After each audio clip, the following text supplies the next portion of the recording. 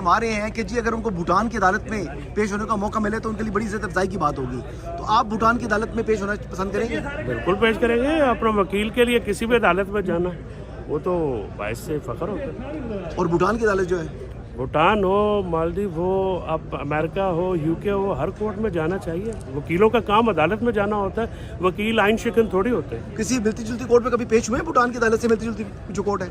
नहीं, अभी तक तो नहीं हुआ। आप कोशिश करें, आपके काफ़ी ताल्लुकात है भूटान में। ये मेरे हिसाब से ताल्लुकात है, आप अपने आप को भूटान कह रहे हैं। हमारे हैं कि जी अगर उनको भूटान की अदालत में पेश होने का मौका मिले तो उनके लिए बड़ी इज्जत अफजाई की बात होगी। तो आप भूटान की अदालत में पेश होना पसंद करेंगे? बिल्कुल पेश करेंगे। अपना वकील के लिए किसी भी अदालत में जाना वो तो बाइस से फ़ख्र होता है। और भूटान की अदालत जो है, भूटान हो, मालदीव हो, अब अमेरिका हो, यूके हो, हर कोर्ट में जाना चाहिए। वकीलों का काम अदालत में जाना होता है। वकील आइन शिकन थोड़ी होते हैं। किसी मिलती जुलती कोर्ट में कभी पेश हुए हैं? भूटान की अदालत से मिलती जुलती जो कोर्ट है? नहीं, अभी तक तो नहीं हुआ। आप कोशिश करें, आपके काफ़ी ताल्लुकात है भूटान में।